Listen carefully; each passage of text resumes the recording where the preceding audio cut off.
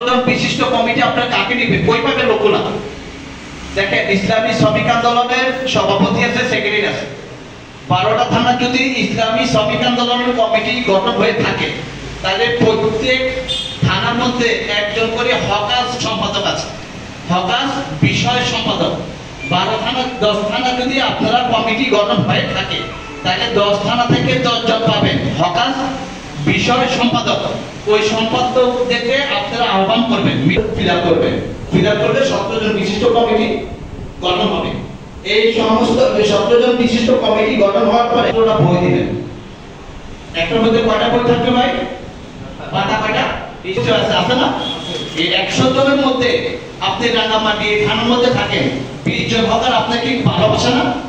অবশ্য ভালোবাসে।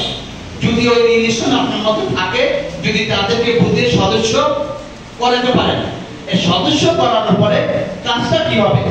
ভাই তুমি হকার শ্রমিক আন্দোলনের সদস্য হয়েছ, আর ওই হকার শ্রমিক করতাম, এর মধ্যে ফায়দা কি?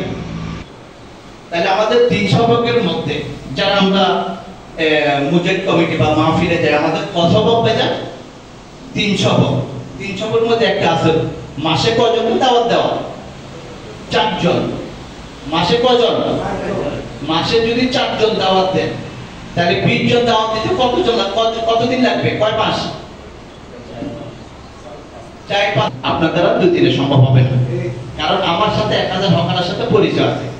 আমি ইচ্ছা করলে একদিনও পারি যদি চেষ্টা করি।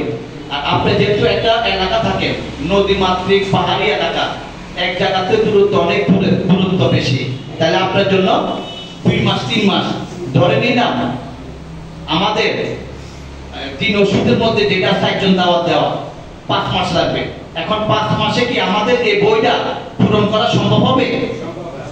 আপনারা মুখ দিয়ে বলেন তো দেখি, সম্ভব হবে? যদি 5 মাসে যদি 20 জন যদি আপনারা সদস্য বানাতে পারেন তাহলে 17 জনে কয়জন হয়?